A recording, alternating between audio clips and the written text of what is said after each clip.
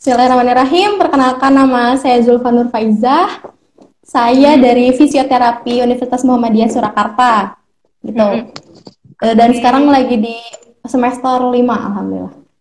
Oke, udah angkatan 2018 ya berarti Zulfa ya? Iya, angkatan 2018. Oke nih Zulfa, kita hari ini bakal eksplor tentang jurusan Zulfa, fisioterapi di UMS gitu ya. Nah, secara garis besar jurusan itu seperti apa sih Zulfa? Secara garis besar untuk jurusan fisioterapi UMS ini,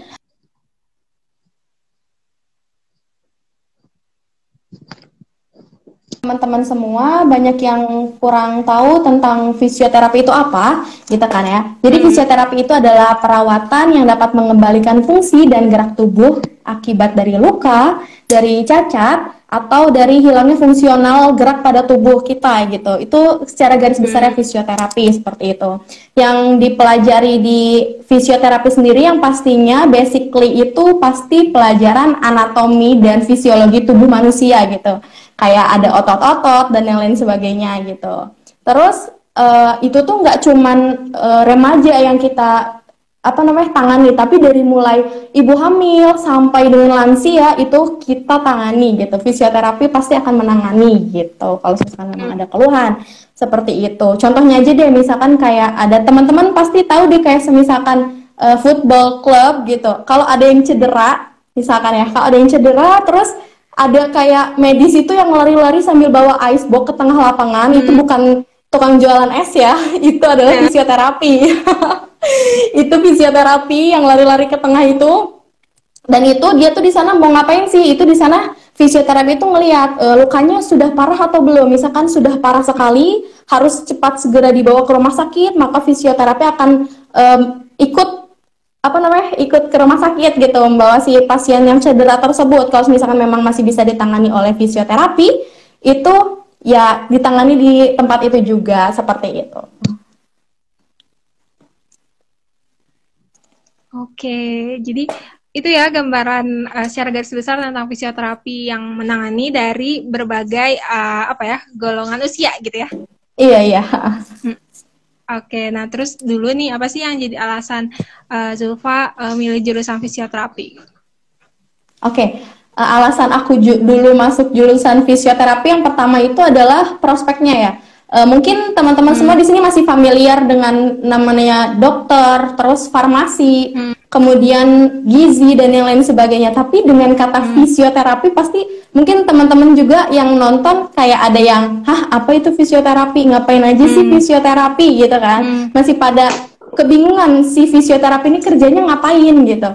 Nah, di situ kayak merasa kayak, oh bagus nih fisioterapi, dan aku juga melihat prospek-prospek kerja ke depannya itu seperti apa. Ternyata fisioterapi itu sangat dibutuhkan sekali, apalagi di puskesmas atau di rumah sakit gitu, atau enggak di football club atau sport club lainnya gitu. Jadi itu membuat kayak ketertarikan tersendiri gitu dengan fisioterapi, karena yang pertama peluang, yang kedua mungkin ini terlalu tidak dipublish di Indonesia ataupun dimanapun ya, maksudnya tidak terlalu familiar gitu tentang fisioterapi. Nah di situ mungkin kayak, wah bagus nih ini fisioterapi, jadi pengen lebih lanjut mengetahui apa itu fisioterapi sih, seperti itu. Oke, jadi karena melihat peluang, terus kayaknya lulusannya tuh masih limited gitu ya? Iya. Fisioterapi ini ya? Oke, nah terus dulu waktu sebelum masuk ada ekspektasi atau seperti apa gitu ya kuliah di fisioterapi, terus realitanya seperti apa gitu Zulfa, boleh diceritain? Oke, sebelum masuk fisioterapi, ekspektasi aku itu sepertinya akan ketemunya itu tentang di lapangan terus gitu. Jadi kayak nggak ada belajar di kuliah gitu, maksudnya kayak belajar di kelas gitu.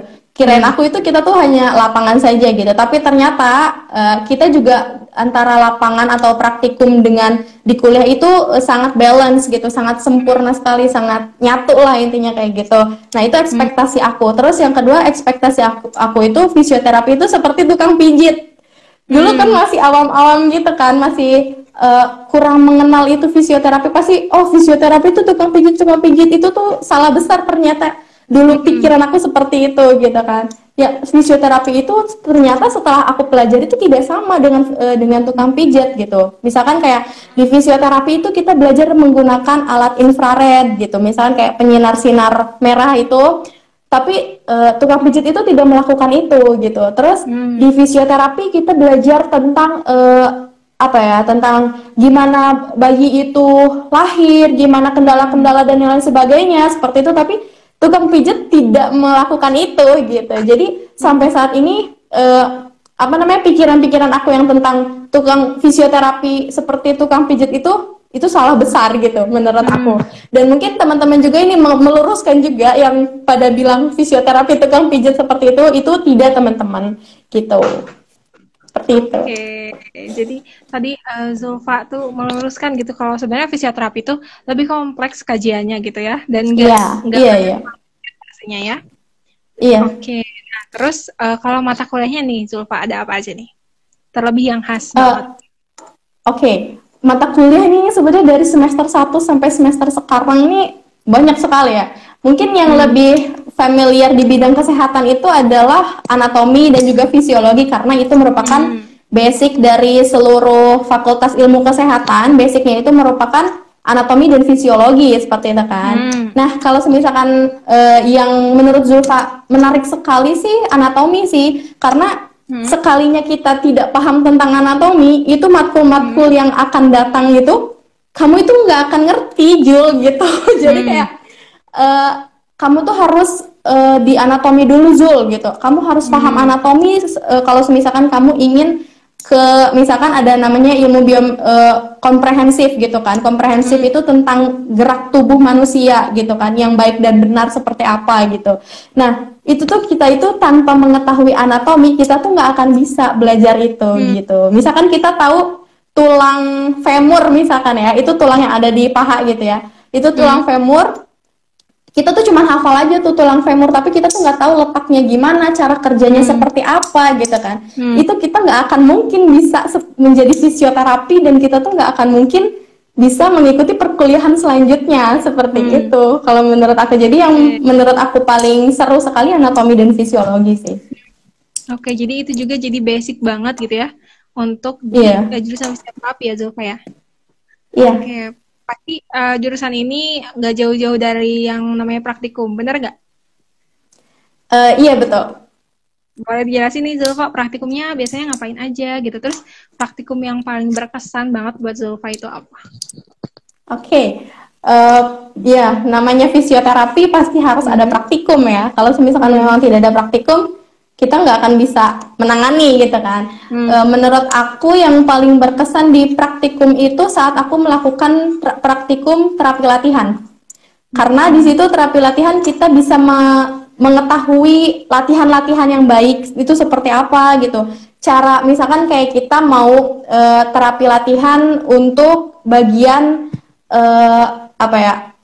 Bagian upper deh atau bagian depan gitu. Misalnya bagian perut gitu ya, teman-teman pasti bakal tahu, kayak misalnya kalian yang suka kardio dan yang lain sebagainya, workout itu nanti kita tuh harus tahu di terapi latihan itu, kita harus tahu otot mana saja yang akan kita kencangkan atau otot mana saja yang akan bergerak saat kita latihan tersebut, seperti itu. Jadi menurut aku itu terapi latihan itu sangat apa ya, jadi walaupun terapi latihan ada dari zaman dulu gitu, misalkan dari zaman ya kita kecil itu pasti kita workout kecil gitu kan, gitu. Terus tapi itu akan terbawa sampai nanti gitu, sampai kita tua pun yang namanya workout itu tetap ada gitu.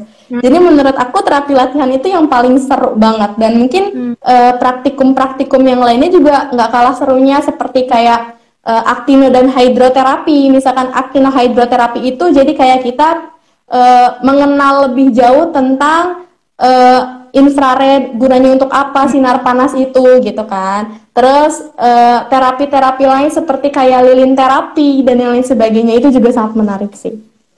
Oke, pastinya banyak hal baru gitu yang dipelajari sama Zulfa di jurusan ini ya. Iya, banyak banget. Oke. Nah, kalau tugas-tugasnya nih biasanya apa aja sih, Zul? Tugas-tugasnya nggak jauh sih dari tugas-tugas mahasiswa-mahasiswa lain atau jurusan-jurusan yang lain ya. Paling kayak laporan praktikum, kemudian ada tugas presentasi, itu pasti ada gitu. Terus kadang kita harus membuat video tentang, ya misalkan tadi terapi latihan, video tentang terapi latihan yang baik dan benar dengan menggunakan postur tubuh yang baik dengan benar gitu. Terus ya membuat poster pun kita ada, jadi kayak kita tuh ada mata kuliah promosi kesehatan. Nah, promosi kesehatan itu biasanya kita tuh diminta membuat poster. Jadi poster yang baik untuk postur gitu, tubuh gitu. Oke. Iya, kayak gitu. Itu seperti apa? Biasanya kan kayak lansia dan lain sebagainya itu kan pasti mereka itu akan mengerti setelah mereka melihat gambar seperti itu kan. Karena mungkin ada yang kurang bisa dalam melihat dan lain sebagainya gitu kan, melihat tulisan-tulisan kecil gitu. Jadi kami bentukkan, kami tuangkan dalam bentuk gambar gitu. Nah, gambarnya tuh kita buat tuh seperti apa yang baik, mengangkat galon yang baik itu seperti apa, kayak gitu. Paling sih tugas-tugasnya itu sih seru sekali pokoknya. Oke, jadi tugasnya sendiri beragam gitu ya bentuknya. Tadi ada video, ada yang poster, ada laporan praktikum juga gitu. Oke, Zulfa, hal yang paling menantang gitu apa sih, atau apa sih yang bikin struggle-nya gitu di jurusan ini menurut Zulfa? Menurut aku hal yang paling bikin struggle itu adalah ketika kita, yaitu misalkan kita kan ada apa sih namanya, kayak UKM di jurusan sendiri tuh punya UKM gitu.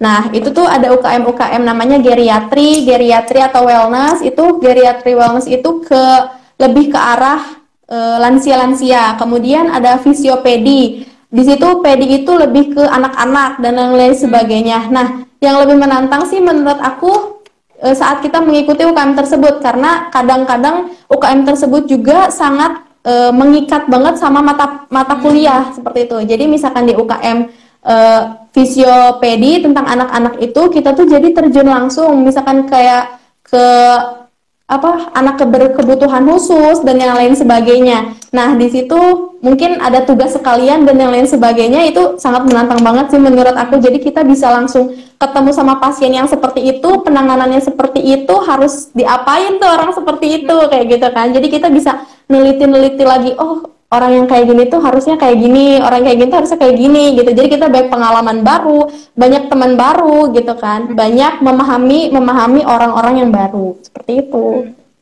Oke, terus nih Zulfa, pertama banget ketemu sama mungkin tadi dibilang teman-teman yang berkebutuhan khusus gitu atau pasien gitu ya, gimana sih rasanya gitu? Pribadi sih rasanya sangat bersyukur ya, alhamdulillahirobbilalamin, kita diberikan ya seperti ini sama Allah gitu kan. Mereka yang harus kita jaga, yang harus kita rawat seperti itu kan. Pertama kali first impression Zulfa ngelihat orang-orang yang berkebutuhan khusus seperti itu, yang pertama Zulfa itu meneliti dulu, melihat dulu dia itu kenapa gitu.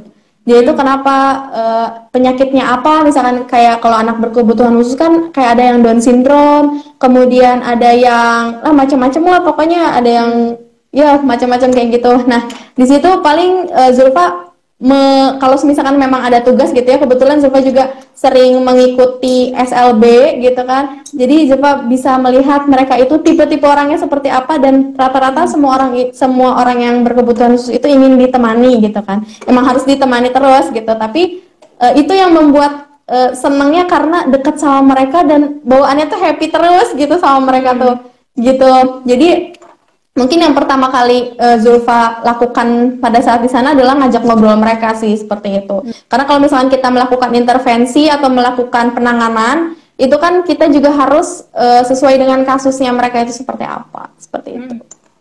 Oke, jadi membuka banyak insight baru gitu ya buat kita ya, dengan ketemu teman-teman yang baru juga. Oke nih Zulfa, nah terus kalau di jurusan ini ada konsentrasi nggak? Ada konsentrasi. Boleh dijelasin? Nah, itu konsentrasinya kalau misalkan kita di semester 7 ya. Kalau misalkan di semester 7 itu kita tuh dikasih pilihan, ada akupuntur, kemudian ada fisioterapi spa, ada fisioterapi stroke, dan fisioterapi estetik gitu. Nah, ini kalau misalkan fisioterapi spa, mungkin teman-teman tahu lah tentang spa itu seperti apa, udah tergambar di pikiran Hmm. kalian itu seperti apa gitu kan. Terus kemudian di fisioterapi stroke. Nah, di fisioterapi stroke ini kita menangani pasien-pasien yang stroke gitu. Maksudnya mempelajari tentang pasien-pasien yang stroke itu dari mulai sarafnya apa saja yang terkena, kemudian ototnya apa saja yang lemah, kemudian harus diapakan itu pasien stroke seperti itu agar bisa berjalan lebih maju kembali kayak gitu kan. Terus kalau misalkan di fisioterapi akupuntur, nah teman-teman pasti agak-agak tradisional sekali dengan akupuntur Iya. kan sekarang udah ada modern kayak gitu kan. Tapi di sini kita akupuntur kayak teman-teman tahu kan akupuntur itu menggunakan jarum. Nah di sana kita akan belajar gimana tuh nentuin titik-titik yang terbaik itu jarumnya tuh kayak mana gitu dimasuk-masukin ke dalam ya saraf kita gitu agar terkena pas banget gitu yang akan diterapi gitu. Kemudian ada fisioterapi estetik. Nah, fisioterapi estetik ini sendiri itu adalah tentang kecantikan. Nah, jadi kayak untuk merawat wajah itu seperti apa atau merawat estetik kecantikan itu seperti apa. Nah, fisioterapi estetik di sana kita akan belajar seperti itu untuk konsentrasinya. Oke, jadi bidangnya banyak ya, dari tadi yang kecantikan sampai ke kesehatan gitu. Untuk yang stroke juga ada gitu ya. Iya. Nah, itu dipilih di semester 7. Iya, dipilih semester 7. Kalau sistem milihnya tuh gimana, Zul? Atau bebas atau misalnya ada sistem tertentu gitu? Untuk sistemnya sih bebas, tapi diwajibkan untuk mengambil dua, misalkan akupuntur sama spa atau enggak akupuntur sama stroke gitu.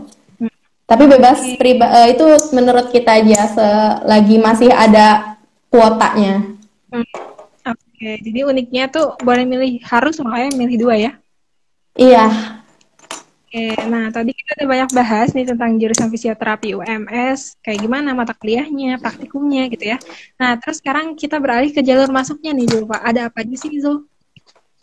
Untuk jalur masuk sendiri untuk di fisioterapi itu tidak ada khusus ya, adanya untuk masuk jalur UMS sendirinya. Untuk masuk UMS ini kita ada beasiswa UMS, kemudian ada beasiswa tahfidz dan beasiswa masih banyak lagi, beasiswa Ahmad Dahlan dan lain sebagainya. Dan ada juga yang melewati jalur rapot, kemudian ada juga yang lewat jalur tes CBT. Jadi nanti teman-teman kalau misalkan mau daftar fisioterapi UMS, kalau misalkan sudah tidak pandemi, itu teman-teman bisa langsung ke UMS karena langsung tes CBT di sana. Jadi one day service, satu hari keterima gitu. Jadi teman-teman sampai sana dicetak sertifikat atau cetak apa ya, kartu dia sebagai peserta, kemudian kalian mengerjakan soal jika sesuai, misalkan kan di soal itu ada poin ya, poinnya keluar. Nah nanti kalau misalkan poinnya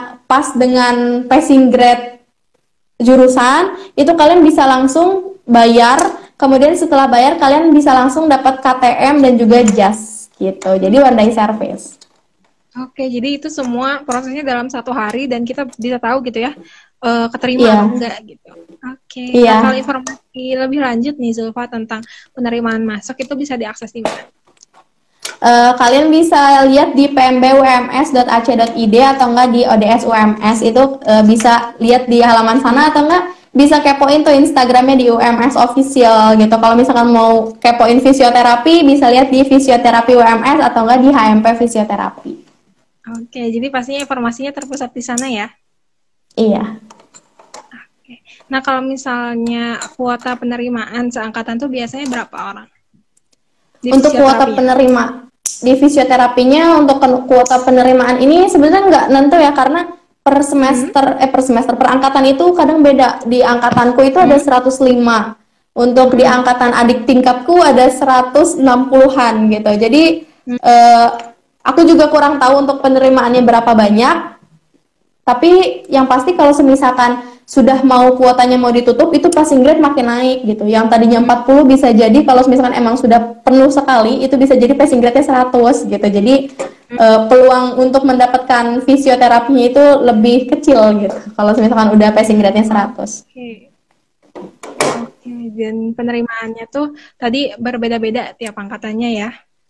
Iya. Oke, nah selama kuliah 5 semester gitu pasti banyak banget nih pengalaman yang didapat gitu dan pelajarannya juga. Nah, berdasarkan itu ya, boleh ngasih tips nggak ke para Maru, apa sih yang harus dilakuin gitu biar bisa survive di jurusan ini? Oke, yang pertama, biar bisa survive di jurusan ini itu adalah kalian harus cinta dulu. Kalian harus cinta dulu sama fisioterapi. Karena kalau misalnya kita nggak cinta, kita nggak akan mungkin berjalan ke depan gitu. Gitu. Yang pertama kita harus cinta dulu. Nah, kalau misalkan emang kita masih setengah-setengah, kalian harus biar kalian cinta itu kalian harus cari tahu tuh lulusan-lulusan fisioterapi, kemudian fisioterapi itu ngapain aja, terus fisioterapi itu apa kuliahnya ngapain aja kayak gitu. Kalian harus tahu, bisa cari tahu di googling gitu kan pasti banyak, terus bisa lihat alumni-alumni, kemudian kalian bisa tanya-tanya sama kakak tingkat kalian gitu, mata kuliah seperti apa, enak apa enggak kayak gitu, itu tanyain aja semuanya sama kakak tingkat kalian supaya kalian bisa betah gitu. Terus yang kedua, sering-sering diskusi entah sama dosen atau sama kakak tingkat atau sama teman-temannya gitu. Itu sangat berpengaruh banget sih kalau misalkan aku dulu cara adaptasinya seperti itu juga, karena diskusi itu memperluas relasi, memperluas ilmu kayak gitu. Terus bisa survive lagi, teman-teman bisa ikutan organisasi-organisasi kayak himpunan mahasiswa prodi atau enggak ikut ya UKM prodi dan yang lain sebagainya. Itu sangat bisa sekali karena di sana itu banyak pelajaran baru, teman baru, pengalaman baru, dan itu membuat kalian betah banget gitu di fisioterapi ataupun di jurusan kalian kayak gitu. Itu sih tips dari aku. Dan jangan lupa kalau misalkan emang kalian sudah cinta dan sudah melakukan itu semua, kalian untuk bertahannya itu adalah pertahankan prestasi kamu atau enggak pertahankan apa yang sudah kamu capai. Misalkan kayak kamu sudah melakukan udah melakukan tugas dengan baik dan yang lain sebagainya, itu pertahankan gitu. Jangan sampai gara-gara mata kuliah ini aku jadi down. Jangan kayak gitu ya teman-teman, karena setiap mata kuliah itu pasti ada ininya sendiri, nilainya sendiri. Jadi ada yang susah, ada yang gampang gitu. Tapi ya itu kembali ke kaliannya sih gitu, mau belajar atau enggak gitu. Oke, jadi tadi yang pertama itu harus mengenali dulu kali ya fisioterapi itu seperti apa. Jadi teman-teman nantinya bisa cinta sama jurusan ini. Terus nanti harus diskusi juga nih sama banyak orang gitu ya, sama kakak tingkat, sama dosen. Dan tadi juga jangan lupa ke akademik dan ikut organisasi barangkali gitu ya Zulfa ya. Iya. Oke, nah Zulfa ini jadi pertanyaan yang banyak juga ditanyain gitu ya, tentang prospek kerja sama alumni itu biasanya kerja di mana? Oke, untuk prospek kerja itu biasanya kita itu bisa di yang tadi sport club gitu kan, di bulu tangkis club atau di football club dan lain sebagainya gitu. Terus kalau misalkan kalian sudah lulus S1 itu pasti nggak cukup hanya di S1 saja, kalian bisa lanjut ke profesi, dan kalian itu setelah profesi kalian bisa langsung kayak mau bikin klinik sendiri itu bisa. Terus mau bergabung di rumah sakit itu sangat bisa, ataupun kalian mau lanjut S2 dan kalian ingin melanjutkannya sebagai dosen itu sangat bisa sekali gitu. Jadi teman-teman tinggal pilih mau masuk kemana gitu. Karena memang fisioterapi ini sangat di welcome sekali sih, misalkan seperti di rumah sakit, di puskesmas. Soalnya di puskesmas sendiri jarang ada yang mempunyai fisioterapi gitu, jarang. Hanya beberapa, tapi tidak semua puskesmas memiliki fisioterapi seperti itu. Oke, jadi prospek kerjanya tuh luas gitu ya, ke berbagai bidang bisa juga. Nah, terus ternyata di fisioterapi itu ada program profesinya ya Zulfa ya? Iya, ada program profesi. Itu berapa lama? Itu kurang lebih 1,5 tahun. Di UMS juga atau di banyak kampus juga udah ada? Di UMS sudah ada, mungkin untuk yang di yang lain Zulfa kurang tahu, mungkin seperti Udayana sih sudah ada gitu. Tapi Zulfa hanya tahu di Udayana dan di UMS. Oke, nah itu tuh bentuknya wajib atau misalnya aku nggak mau ngambil profesi gitu boleh? Boleh sih, kalau misalkan kita mau nggak ngambil profesi itu, mau misalkan S1-nya aja itu boleh, tapi mungkin lebih disarankan kita untuk mengambil profesi agar kita bisa masuk kayak ke bikin klinik sendiri bisa, masuk ke rumah sakit bisa gitu. Jadi itu persyaratannya itu kita harus profesi terlebih dahulu. Oke, jadi lebih apa ya, bakal lebih luas jangkauan kita kalau profesi gitu, ikut profesi ya. Iya. Oke nih, pertanyaan terakhir nih dari aku sebelum kita balik ke pertanyaan dari teman-teman tentang rencana dan harapan Zulfa setelah lulus nih. Boleh di-share? Oh, boleh sekali. Rencana dan setelah lulus S1, Zulfa insya Allah ingin melanjutkan ke jenjang profesi, amin. Jika masih ada umur dan masih ada waktu, karena menurut Zulfa di S1 saja itu kurang ya, karena untuk namanya kita harus menuntut ilmu itu harus dari mana saja dan harus terus menuntut ilmu sampai kita meninggal gitu kan ya. Nah, jadi Julfa pengen profesi karena Julfa pengen membuka klinik fisioterapi sendiri gitu. Amin ya Allah. Ingin seperti itu. Terus juga mungkin karena di profesi fisioterapi jadi lebih banyak terjun ke lapangan mungkin ya kalau profesi. Jadi Zulfa ingin mendapatkan feel itu, lebih banyak terjun ke rumah sakit dan lain sebagainya kalau profesi seperti itu. Jadi Zulfa yang pertama ingin membuka klinik sendiri, terus kemudian ingin melanjutkan profesi terlebih dahulu, terus ingin membuka klinik sendiri seperti itu. Amin, amin. Semoga terwujud dan jalannya dimudahkan. Amin, amin ya Allah. Amin, amin. Oke nih Zulfa, ada pertanyaan dari id.a.i. Kak, perjuangannya selama awal kuliah hingga sekarang gimana katanya?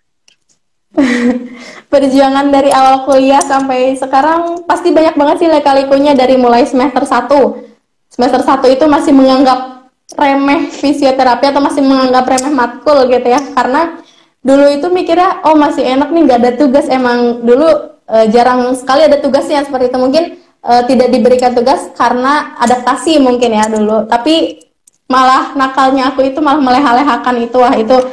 Tapi di semester 2 aku langsung mikir gitu, karena ini tuh kamu tuh kuliah Jul, bukan buat berleha-leha gitu. Jadi nggak ada waktu kamu buat berleha-leha. Kejar cita-cita kamu Jul. Tujuan kamu pertama kali itu kesini tuh mau apa? Aku itu sih yang terus di pikiran aku sampai saat ini. Tujuan kamu itu apa? Gitu kan. Karena waktu dulu aku sama sekali masuk fisioterapi itu kurang ada tujuan, cuman kayak tujuannya kayak peluang kerjanya banyak, jadi menyepelekan gitu kan. Tapi padahal tidak semua orang yang lulusan fisioterapi itu akan sukses. Itu kan kalau misalkan kita sukses menjadi ini itu kan tergantung pribadi kita sendiri. Nah, dari situ aku langsung mikir kalau misalkan perjuangan aku itu masih panjang, kamu harus seperti ini Zul. Jadi dari situ aku langsung membuat table plan. Jadi plan aku semester 2 ini seperti apa, semester 3 harus seperti apa, semester 4, semester 5 sampai aku lulus itu aku harus seperti apa gitu. Yang pertama itu. Terus yang kedua aku dulu sama sekali belum bisa mengatur time management kan. Nah, jadi dari mulai setelah aku sadar, aku langsung membuat time management itu. Jadi kayak plan time-nya deh, kayak misalkan aku itu harus istirahat berapa jam, aku itu harus belajar berapa jam, harus diskusi berapa jam, belajar berapa jam, dan lain sebagainya, kayak gitu. Terus kemudian ya, aku sih selalu disupport sama keluarga aku yang pastinya ya, selalu disupport. Kalau misalkan aku malas-malas, aku langsung video call keluarga atau dan lain sebagainya gitu kan dan pas aku ngeliat keluarga itu, aku tuh kayak ya ampun, mereka tuh udah mati-matian untuk ngedukung aku yang aku sekarang ada di titik ini nih gitu, sampai di titik ini. Wah, itu langsung aku kayak oke, Zul, kamu gak boleh malas-malas lagi gitu. Jadi yang membuat aku bertahan sampai saat itu adalah mereka, dan juga aku kan orangnya homesick ya Kak ya. Aku orangnya homesick, terus jadi pas nyampe nyampe kosan atau nyampe suka kepikiran rumah terus gitu karena dengan aku mengatasi itu adalah aku mengikuti organisasi sih. Aku mengikuti organisasi di HMP Fisioterapi. Aku banyak keluarga, aku banyak teman cerita, banyak teman diskusi juga, banyak teman ya, belajar lah di situ, belajar hidup mandiri, belajar bertanggung jawab, dan belajar menikmati hidup kita itu harus seperti apa. Seperti itu sih yang bisa aku bertahan sampai saat ini. Dukungan dari teman-teman semua juga. Oke, jadi tadi ingat sama tujuan awal gitu ya masuk ke fisioterapi, dan Nah, cara-cara yang dilakuin sama Zulfa ini bisa dicontoh juga nih sama kita-kita, terus sama teman-teman para maba khususnya gitu ya, Zulfa ya pasti Iya. memotivasi juga nih buat para maba. Nah, Zulfa, karena keterbatasan waktu, tadi seru banget ya live bincang-bincang kita hari ini gitu. Nah, sebelum kita menutup live kali ini, mungkin dari Zulfa ada informasi tambahan atau closing statement untuk teman-teman, boleh nih. Oke, untuk teman-teman semua yang memang masih kepo-kepo tentang fisioterapi, kalian bisa langsung aja ke artikelnya di Intip kuliah. Di sana ada artikel aku, cari aja Zulfa Nur Faiza atau mungkin ada kodenya, Zulfa lupa, mohon maaf. Di situ nanti teman-teman cari aja, nanti kita bisa diskusi di situ, atau enggak mungkin kalian bisa direct message aku ataupun siapapun lah kalau misalkan kalian memang mau mengetahui fisioterapi, atau enggak kalian bisa juga kepoin di HMP Fisioterapi juga. Seperti itu. Terus closing statement dari aku, oke teman-teman semuanya, terima kasih juga atas support dari teman-teman dan Teteh dan juga Intip kuliah. Gitu. Jadi semuanya di sini kita sama-sama belajar buat maba-maba buat maba-maba baru atau buat siapapun itu tetap pada moto hidup Zulfa sih sebenarnya it's okay to be not perfect. Jadi lakukanlah apa yang harus kamu lakukan, itu tidak apa-apa kalau misalkan kita tidak sempurna, karena kesempurnaan hanya milik Allah Subhanahu wa taala. Terima kasih, itu dari Zulfa. Mohon maaf kalau ada salah kata.